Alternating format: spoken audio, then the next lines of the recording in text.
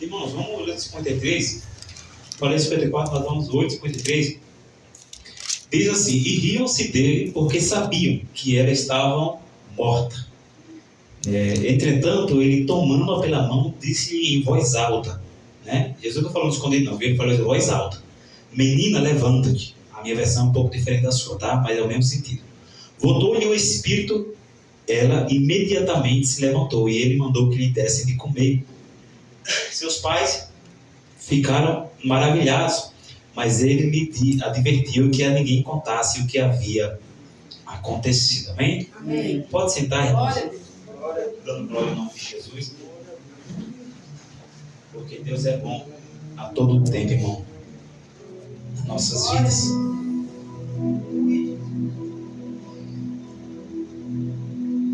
Nós estamos, irmãos, nessa noite diante de uma palavra conhecida da Igreja do Senhor. Os irmãos pregadores aí conhecem bem esse texto. Na verdade, é um texto, é uma passagem que fala de duas histórias.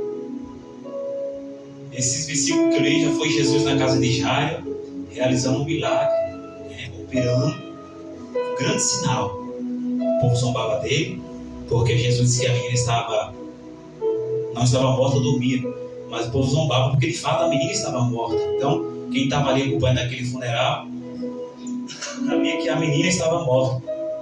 Mas um pouco antes, quando nós começamos a olhar esse texto, o pedido de Jairo. Jairo é aquele que é iluminado. Mas nesse texto, o nome de Jairo é aquele que é iluminado, ou aquele que tem luz. Porém, Jairo está vivendo um período de treva em sua vida.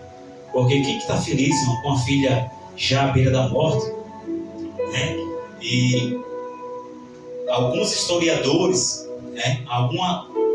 alguns historiadores que acompanham a Bíblia com seus estudos mais profundos, eles vão nos dizer que a filha de Jairo não foi uma morte comum. Segundo eles, não a Bíblia. Deixa eu explicar bem para os irmãos não dizer que o pastor pregou que a filha de Jairo, a Bíblia diz isso para depois não ficar confundido. Porque eu sou obrigado a sentar com vocês e nós temos uma aula dominical particular. Então, segundo os historiadores que acompanham a Bíblia com as suas histórias, fuçando, tem tempo para estudar, se dedica, os famosos teólogos, doutores, os mestres, que têm os seus conhecimentos avançados. Nós somos simples, irmãos. Nós se esforçamos a todo dia para aprender uns com os outros, Diz esses estudiosos que essa menina estava com câncer mortal, que a enfermidade, apesar do texto não dizer, os estudiosos dizem que essa menina, a filha de Jairo, aquele que é iluminado ou aquele que tinha luz, era um câncer, segundo os historiadores, não segundo a Bíblia. A Bíblia não relata o seu problema, não relata a sua enfermidade, mas ela está à beira da morte. Quando esse Jairo, ele se desespera, ele toma uma atitude, rompendo tudo no seu tempo, porque quando nós olhamos para a história de Jairo, a Bíblia vai dizer que Jairo era um homem religioso. Jairo, ele era chefe ali da sinagoga também. Jairo era alguém que pregava a palavra do Senhor. Jairo era alguém que atendia os irmãos para aconselhar também. Jairo era alguém de honra ali perante aquele povo, pois ele também pregava a palavra na sinagoga. Eu imagino Jairo pregando em certo dia, mas na sua casa, o homem que é iluminado está passando por um período de trevas. E quem não está passando por um período de trevas, que não perde as estribeiras, que não perde o controle de algumas situações. Eu imagino Jairo como nós, irmãos. Eu imagino Jairo pregando, mas dizendo: quem vai resolver meu problema? Porque nós passamos por isso. Nós às vezes estamos pregando a cura para alguém, quando nós de fato estamos precisando da cura. Às vezes nós oramos para que Deus abra a porta na vida de alguém, e até Deus abre. Quando é na segunda-feira, o irmão mandou um zap: pastor, a porta se abriu. E nós, caramba, estou precisando da porta. Quando eu olhei a porta na vida do irmão que eu orei, eu imagino Jairo na sinagoga também levando a palavra, como ele era chefe, ele era líder. Eu imagino Jairo pregando a cura para alguém. E a sua filha morrendo. A idade da menina, o texto vai dizer que era mais ou menos 12 anos de idade. A idade da filha de Jairo. Então, eu imagino Jairo no seu tempo, pregando a palavra na sinagoga, ensinando na sinagoga, no templo. Quando em casa, o homem que é iluminado, que tem a origem do seu nome, é aquele que é iluminado. Eu imagino ele vivendo um período de trevas, porque, irmãos, qual é o pai ou qual é a mãe que fica feliz com alguém acamado? E se for de fato verdade o que os historiadores dizem, orienta que essa menina estava com câncer. Olha o desespero da família com alguém acamado, uma adolescente, né? Uma pré-adolescente de 16 anos acamada. Imagina o coração de Jairo, quando Jairo ele escuta que Jesus está passando na cidade. Jairo ele tem que romper algo que vai além do sobrenatural. Por quê? Porque Jairo é um homem que tem uma mensagem preparada. Jairo é um homem que tem um sermão na sinagoga para pregar para o povo. Mas eu imagino Jairo tendo que se humilhar para deixar, quem sabe, a sua igreja, deixar, quem sabe, o templo para encontrar com Jesus. Diferente de Nicodemos, que foi na madrugada, que foi de noite ter com Jesus, esse Jairo teve que romper a multidão. Eu imagino Jairo pensando, como que eu vou encontrar com esse Jesus na cidade? Porque ele está passando. Eu imagino Jairo pensando, como que eu vou se humilhar para esse Jesus e alguém da minha igreja vai estar lá vendo isso? Eu imagino Jairo tendo que romper a sua religiosidade. Eu imagino Jairo pensando, o que é que vão pensar de mim? Eu que prego no templo para eles. Eu que sou um mestre, sou um chefe ali da sinagoga. Eu que prego, quem sabe, domingo de manhã, domingo à noite. Quando as pessoas me veem, o que vão pensar de mim? Porque Jairo era um homem religioso. Só que não tinha sobre Jairo o poder que estava em Jesus. Jesus que foi ungido. É ou não é? Isaías fala disso, que ele foi ungido para curar os quebrantados, para fazer a obra do seu pai.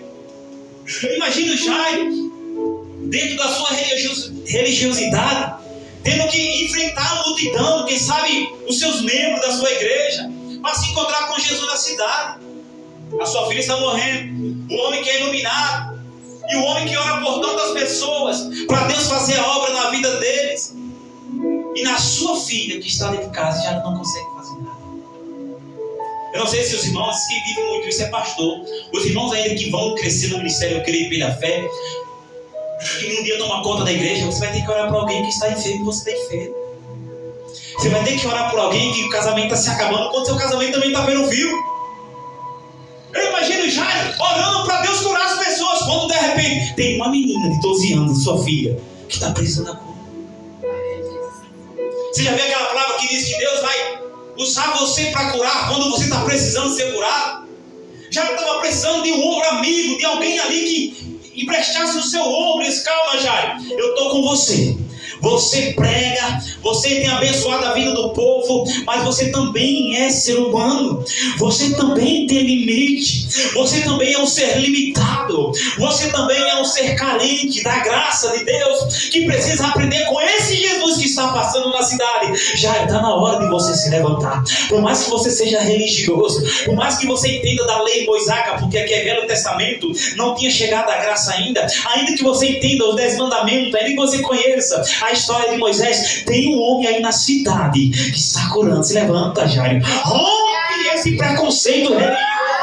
Porque existe, da mesma forma que existe o racismo, o preconceito, seja lá qual for o tipo de raça, etnia, também existe esse preconceito religioso. O homem que é religioso como Jairo, ele não quer descer do púlpito. O homem que é religioso como Jairo, ele não quer perder para ninguém. Ele quer sentar no meio da rodinha, ele quer disputar da Bíblia, ele quer ser o melhor. Quando somos religiosos, somos como Jairo. Olha a vergonha desse Jairo, o homem cheio de autoridade, pregando para os seus membros da sua igreja, porque ele era chefe da sinagoga. E se ele é da sinagoga, tem uma igreja, tem um templo, tem membros que escutam a palavra. Então imagina Jairo tendo que olhar para os membros assim de longe, e os membros olhar para Jairo e dizer, peraí, aí não é Jairo que está no meio do povo? Imagina Jairo antes, como é que eu vou romper essa multidão e vão me ver lá no meio? O que é que vão falar de mim? O que é que vão falar da minha repetição? Vai dizer, ih, Jairo está pregando uma coisa e ele está precisando do que ele está pregando. Jairo era como como eu e como você, irmão. Jairo tinha boa fé de ver Deus abençoar as pessoas, mas Jairo também era carente. Jairo também tinha limitações. A Bíblia vai dizer que esse Jairo, Jesus tinha acabado de regressar e a multidão o recebeu com alegria, porque todo o povo estava esperando. Eis que veio um homem chamado Jairo, aquele que é iluminado. Ele era chefe da sinagoga e prostrando-se aos pés de Jesus, suplicou que chegasse até sua casa. Dá para você imaginar o texto? Esse texto aqui de Lucas, diferente dos outros textos de Mateus, vai dizer que não era uma multidão que estava esperando Jesus, eram as multidões. Imagine Jairo romper isso. Imagine Jairo olhando as pessoas olhar para ele e dizer: não, esse é o Jairo que se veste de bonito, que vai para o templo, que dá aula dominical. Esse é o Jairo que pega o culto de doutrina para nós. É ele que está indo encontrar com esse Jesus, porque até então, por muitos, Jesus era rejeitado. Então Jairo tem que romper o preconceito religioso. Jairo tem que entender que tem dias, Jairo, que você vai ensinar, mas tem dias, Jairo, que você vai sentar para ouvir. Ou melhor, tem dias, Jairo, que você vai ensinar na sinagoga, no templo, mas tem dia que você vai estar no meio do povo, não para ensinar, mas para estar de joelho para falar com Deus.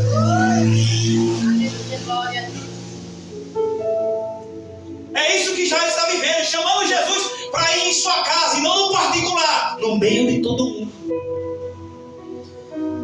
Só que no mesmo tempo que esse Jairo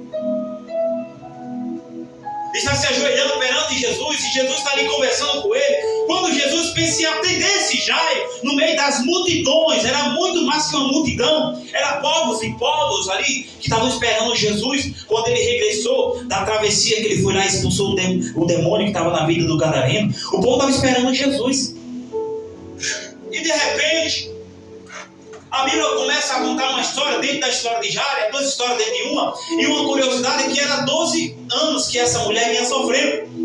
E a filha de Jairo tinha 12 anos quando estava, segundo os historiadores, com câncer, a ponto de morrer. Também tem uma mulher que há 12 anos vinha sofrendo com fluxo. E quando Jesus está pensando em atender Jairo, quando Jesus está se ligando na história de Jairo, quando Jairo está, aleluia, dizendo: eu recebi minha cura, encontrei com ele, ele vai na minha casa, tem alguém que interfere no milagre de Jairo.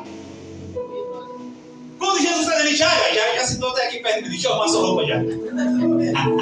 Quando o Jairo está achando: pronto, me humilhei, porque quem se humilha para Deus tem resposta. Clamei a ele, me humilhei, agora ele vai resolver o meu problema, que eu não consigo resolver. Aí chega alguém que está sangrando há 12 anos. Ela chega calada, ela não grita, porque eu não vi alguém que está enfermo me ver gritando, a não ser que seja de dor. E porque ela não gritou, não é porque ela não queria gritar por aquela enfermidade que consumia a sua vida, 12 anos sangrando, hemorragia, não parava de sangrar, porque a Bíblia vai dizer, e quem aqui estuda de Bíblia sabe que no Velho Testamento, livro de Levítico, capítulo 15, vai falar sobre a impureza da mulher. É lei mosaica, e eles viviam nesse tempo ainda, até Jesus morrer e ressuscitar. A lei mosaica vai dizer que a mulher, quando ela estava nos seus dias, entre 4, 5, depende do período da mulher, quando a mulher estava naqueles dias, né, das suas regras, a Bíblia vai dizer, a lei vai dizer que essa mulher não podia sentar em lugar algum, porque se ela sentasse, ela contaminava. Ela não podia, nesse período, tocar em nada, nem estar com ninguém. Então essa mulher está nessa situação. Ela não pode sair gritando no meio da cidade, porque se alguém vem e dizer: olha a mulher imunda, e a lei de Moisés diz que se o imundo se colocasse no meio do povo, tinha que ser apedrejado. Então essa mulher sai do arraial, e hoje eu vou falar do arraial, ela sai calada para tocar em Jesus e interferir por um momento o milagre de Jairo. O arraial, segundo os historiadores, irmãos, também não é bíblico, que fique desenhado na sua mente.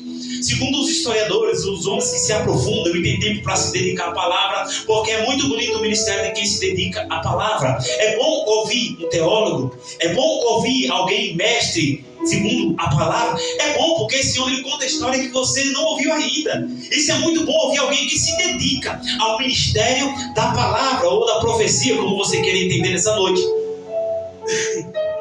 Então esses homens, eles dizem que naquela época existia um arraial. O que é o arraial, pastor? Diferente daquele arraial dos filisteus, onde se reunia ali, se preparava, para brigar. Diferente desse arraial, era o arraial das pessoas rejeitadas. Por exemplo, existia um homem nesse arraial que você conhece bem. Você já ouviu a história dele? Você já ouviu falar do cego de Jericó? Você lembra que o texto vai dizer que ele tinha uma capa?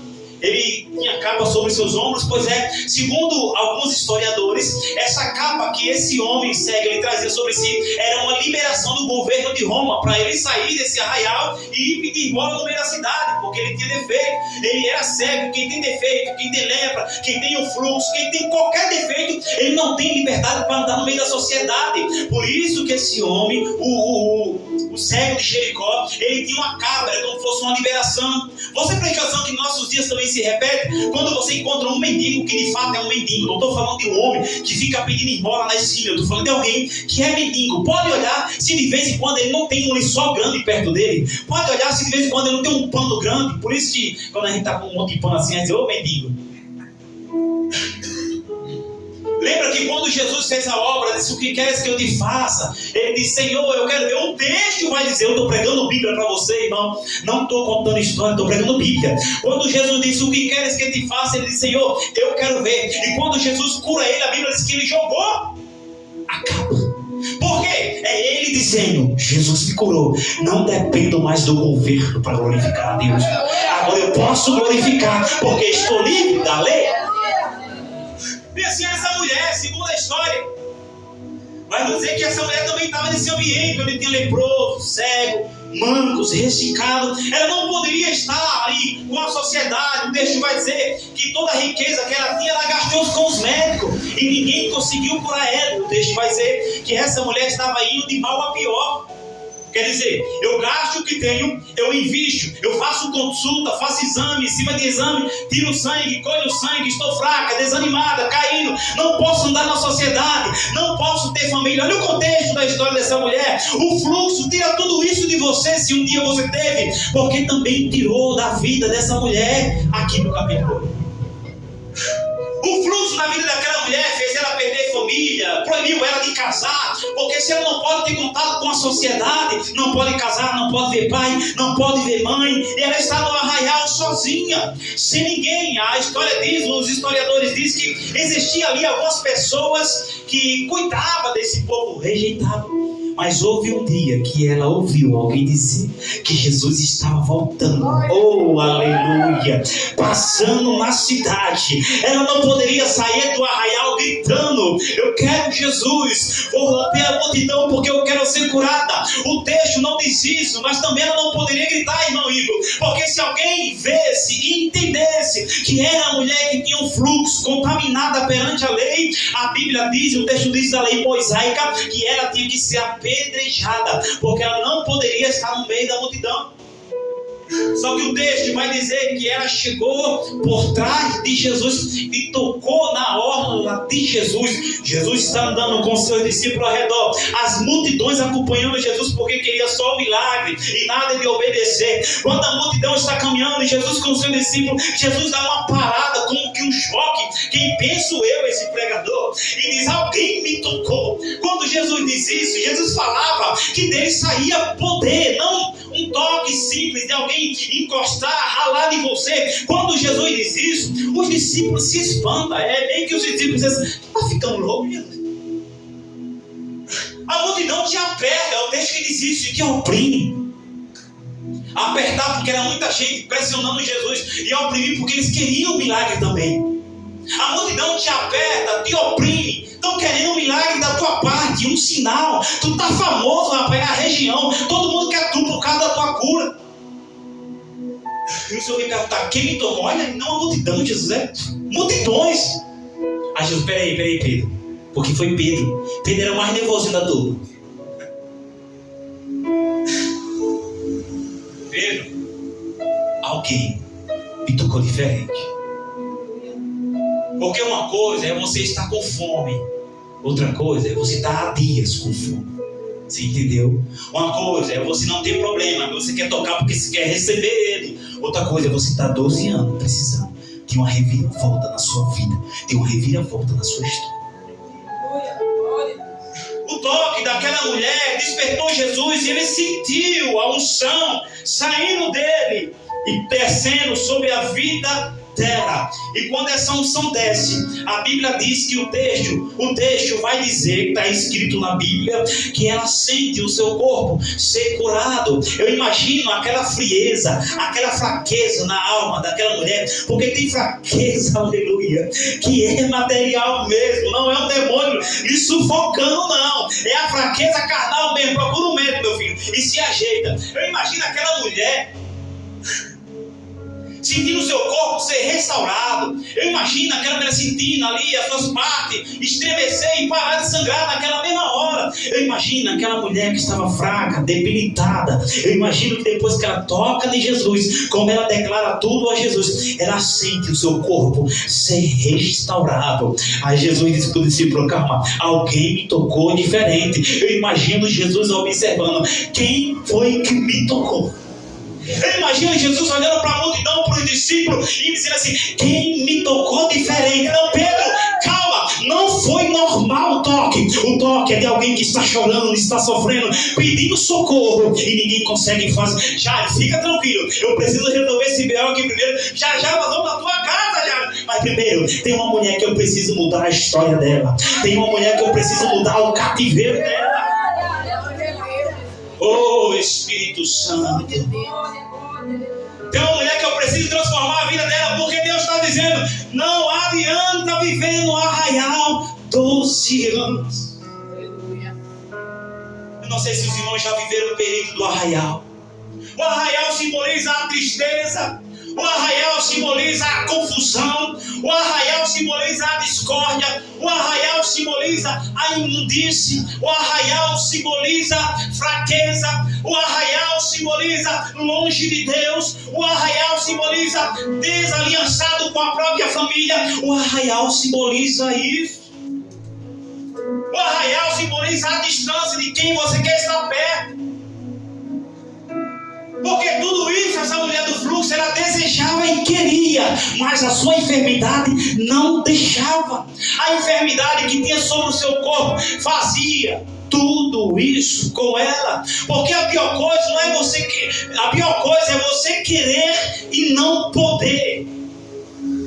A pior coisa é você saber que você pode fazer algo, mas tem algo que lhe proíbe. E a lei tinha que ser severamente cumprida.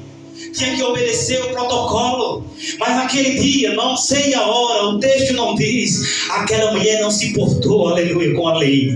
Aquela mulher não se importou com seus perseguidores, com seus acusadores. Aquela mulher, quem sabe, tomou posição. A Bíblia diz, o texto diz em Mateus, não aqui em Lucas, que ela ouvindo falar de Jesus. Eu imagino ela ouvindo, o coração se alegrando e algo bradando dentro dela: é a minha última oportunidade. Ou eu me levanto agora e as coisas se alinham na minha vida. Esse Jesus Nazareno que entrou na cidade está pregando, curando, batizando, libertando. Eu escutei a história que o cego saiu daqui cego com a capa e voltou sem a capa, glorificando. Eu ouvi o testemunho. É noite de Deus intervir nessa situação. Mulher do fluxo de sangue, é noite de Deus começar a olhar para você e dizer: toque em mim diferente nessa noite. Levante a mão de profeta. Tem adorador nessa noite. Se tem adorador, sai do arraial nessa noite. É noite de você se levantar, mulher do fluxo.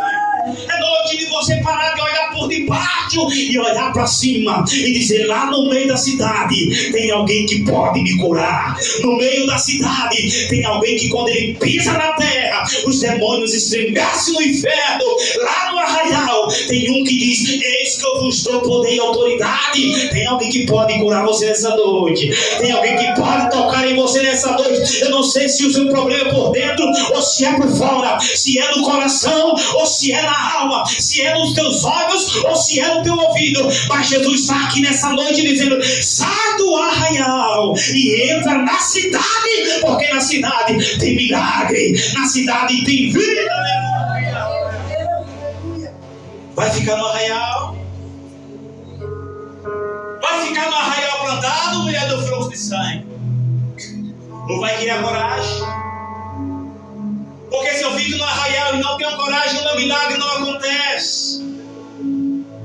Talvez Deus está dizendo para você nessa noite: vem assim, devagarzinho, fraca. Continua fraca, mas vai para a cidade. Sai do anonimato nessa noite. Irmãos, o arraial é difícil, porque só tem angústia e tristeza, aleluia. Se você não conseguir vir devagarzinho, porque você está fraca com essa situação, vem se arrastando, irmão. Se não conseguir vir se arrastando, chama alguém nessa noite, chama o Nazareno, aleluia, para te levantar. Tudo bem? O texto diz que essa mulher temendo e tremendo, ela conta toda a sua história para Jesus. Olha para aquele povo, olha para Jesus, olha para os discípulos e diz: foi eu que lhe toquei. Só que o texto diz que ela contou toda a história. Eu não sei, irmão, se ela contou desde o começo, ou se ela só falou: foi eu que fui curado. Jesus, eu tinha um fluxo e fui curado. A Bíblia não dá base para dizer que ela contou tudo do começo, como foi o problema dela, um testemunho. Ou se ela falou Rapidex. Aí Jesus, além de curar aquela mulher, ele salvou ela. Filha, a tua fé te salvou. Porque se Jesus curasse aquela mulher, se Jesus colocasse um ponto final naquele fluxo de sangue e não desse salvação àquela mulher, não tinha feito nada, ele veio salvar. Então, você não está aqui nessa noite apenas por uma cura. Você está aqui porque você quer a salvação dele. Você está aqui porque só ele tem palavra de vida eterna. Você está aqui não porque os homens são bons, porque o pastor é bom, ou porque o irmão que está aí do teu lado é bom. Você está aqui porque só ele tem palavra de vida eterna. Aí, irmãos, quando já ele está dizendo: agora chegou a minha vez, o Senhor fez a obra na vida dela, agora estou vendo um milagre. Esse Jairo que eu ia falar, esse Jairo que só pregava o Velho Testamento porque não tinha um novo ainda, esse Jairo que pregava as leis, ele presenciou o milagre. Tem dias que Deus vai fazer isso mesmo. A gente prega pela cura, pensa da cura. Aí Deus vai fazer: você vai presenciar o milagre primeiro para eu fazer na sua vida. Aleluia. É isso que Deus quer nessa noite de nós, irmãos. Deus quer te revestir com poder para você curar as pessoas, para você impor a mão e orar sobre as pessoas, para depois que o milagre acontecer lá, o desejo surgir aqui. Porque até então nós queremos, mas nós não temos desejo. Glória a Deus. Quando Jairo vai com Jesus, o texto diz que alguém da sinagoga, alguém lá que conhecia a história, chega para Jairo e olha, o texto vai dizer que esse alguém que trouxe o recado, que trouxe a bomba para Jairo, que disse: uma bomba, irmão, você sai de casa, seu filho está doente. Aí o camarada chega: ó, esse alguém que trouxe a mensagem para Jairo não era uma pessoa comum, era alguém também que tinha entendimento. Quando ele diz assim: não incomode mais o cara sabia que Jesus era mestre. O cara já conhecia também a história de Jesus, porque a fama dele morreu. Não incomode mais o mestre, por quê? Porque a tua filha morreu. O texto não diz, mas se chegasse agora a notícia para você: olha, sua filha morreu, seu filho morreu, sua mãe morreu, seu pai morreu, você ia cruzar as pernas e começar a dar risada? O texto não diz, mas eu acredito, irmão. Eu acredito, eu estou falando bem claro. O texto não diz.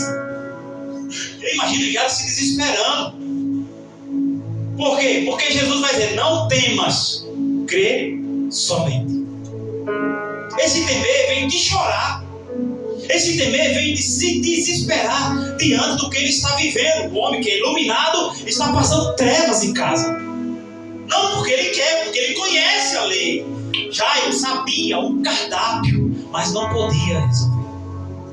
Jairo sabia como agir, mas não podia fazer nada. É mesmo que você poder resolver algo, mas as suas mãos estão algemadas, você não pode resolver. Jairo, quantas vezes eu acredito, eu acredito, quantas vezes Jairo, você chefe, um chefe religioso da sinagoga, quantas vezes Jairo não orou pela filha dele? Quantas campanhas Jairo não fez? Porque você vai estar com alguém que está morrendo em casa e vai ficar aqui no culto só de pracinha. conhecendo a palavra, como Jairo conhecia. Eu imagino Jairo orando e o milagre não acontece. Eu imagino Jesus esperando e a menina está fraca. Se segundo for verdade o que os historiadores dizem, a menina está com câncer, com uma doença mortal, qual é o pai e a mãe que fica feliz com o filho morrendo? Eu imagino quando alguém traz a notícia para Jairo: sua filha morreu, deixe Jesus quieto, não aperrei ele não. Aí Jesus libera uma palavra: não temas, crê somente. Eu imagino Jairo tirando força, não tem, e indo com Jesus para a casa dele. Quando ele chega lá, tem alguém chorando, tem alguém pranteando, o povo em alvoroço. Aí Jesus convida Pedro, Tiago e João, porque nas horas da dificuldade, assim fala o Senhor no meu coração, só fica Pedro, Tiago e João. Os outros metem o pé, os outros picam a mula, desaparecem, porque falar é bom, ajudar é para poucos. Aliás, falar é para muitos, para a multidão, mas ajudar é para pouco.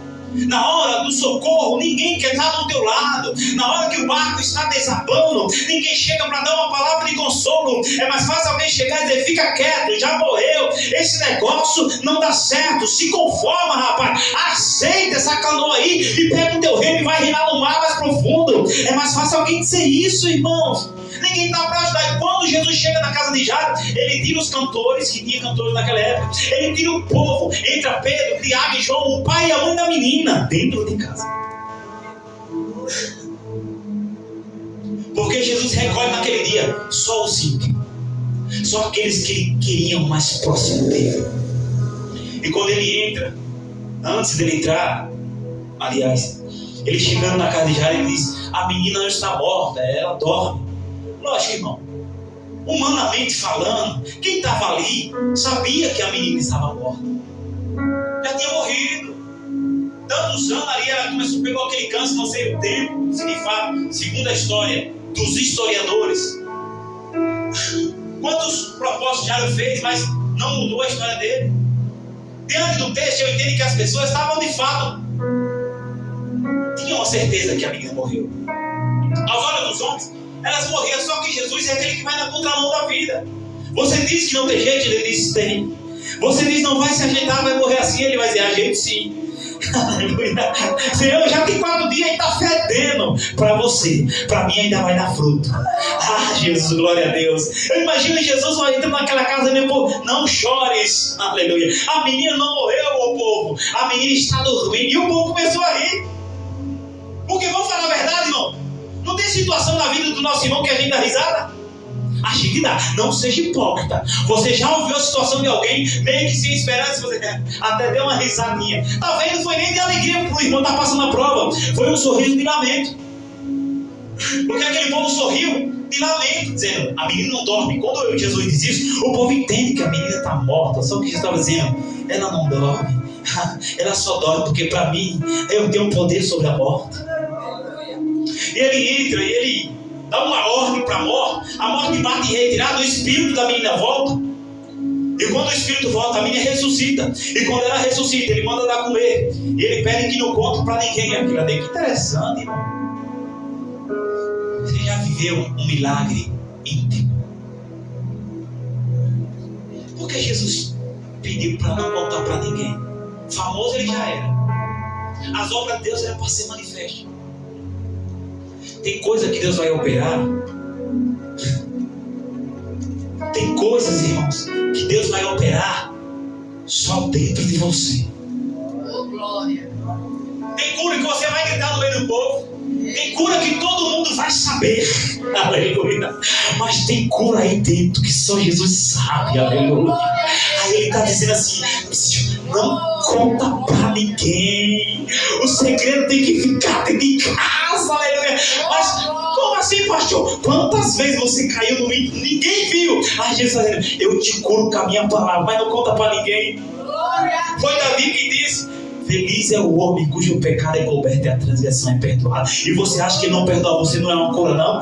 Só dentro de casa Jesus cura. Não conta pra ninguém. Se o milagre, meu irmão, é só teu, não precisa ninguém saber. É você, Jesus. Não precisa passar as panelas pro vizinho escutar. Não precisa gritar: Deus fez um milagre. Não, irmão. Se Jesus curou dentro de casa e disse: não conte para ninguém, não conta para ninguém, para que ninguém queira da fonte que está dentro de você. Aleluia. tem experiências que não é no meio da multidão. Jesus poderia, como ele fez já outra hora, ele poderia lançar uma palavra e ela ser curada daquela enfermidade na hora. Mas Jesus está dizendo: Jairo, eu curei ela aqui para que todos vejam que eu tenho poder. Mas dentro da tua casa o milagre é no íntimo. Sai todo, só fica amigo. Sai todo, só fica pai e mãe. Pai e mãe é o que? Chefe de família. Pedro, Tiago e João é amigos íntimos. O que Jesus está dizendo é dentro de casa que eu opero os milagres, os maiores milagres que a igreja não conhece. Quantas vezes você amanheceu com o seu coração cheio de ódio e quando foi doido você já estava aqui adorando? Não foi, irmão? Jesus operou o milagre da transformação da tua vida. Tem crente aqui que já teve dias de começar pecando, mas de noite estava aqui falando de santidade. É porque você tem duas caras? Não, é porque Deus operou o milagre da mudança na tua vida. Tem milagre que é dentro de você. E se for preciso, Ele vai fazer o milagre hoje dentro de você. Sai do arraial nessa noite, irmão. Leva Jesus para dentro da tua casa. Eu entendo uma coisa, irmãos, que os maiores milagres são realizados no íntimo. Tem milagre, irmãos, que não precisa ninguém saber. Jairo, é com você, filho. Jairo, eu falo contigo. Tu já sabe o caminho da verdade. Jairo, eu já te dei o pão que desce do céu. Tu já sabe o caminho da verdade. Sabe por que você está passando fome? Eu falo de fome espiritual. E sabe por que você está fraco? Porque uma vez que eu operei um milagre tão pequeno na tua vida, você quis contar para a cidade inteira. E o que eu faço no oculto e no profundo é comigo e com você. Não é para congregação. Tem coisas que Deus está dizendo para Jairo, é dentro da tua casa. Basta a tua mulher saber. E a tua filha que foi curada. Aleluia! Está entendendo, Jairo? Eu, Jesus, que sou o meio do fluxo, você vai ter que sair do arraial. Você vai ter que vir. Porque tem milagre que a gente tem que vir. Mas tem milagre que é Jesus que vai. Você não entendeu, irmão? Se você entendeu, você dá glória a Deus. Tem milagre que nós temos que vir encontrar Jesus. Mas tem milagre que é o próprio Jesus que nos encontra dentro de casa. Glória a Deus. É Jesus. Tudo é que você precisa nessa noite. Você precisa romper o arraial. Você precisa romper a lei da época. Correr o risco de ser apedrejado. E onde Jesus está? Ou você precisa dizer: Senhor, eu não consigo receber esse milagre aí. Vem aqui, Pai. Entra na minha casa. Tem milagre que é no oculto. Tem milagre que é escancarado. Tem milagre que é para ser contado. Pastor, mas tudo não. Mas não, tudo é para ser contado.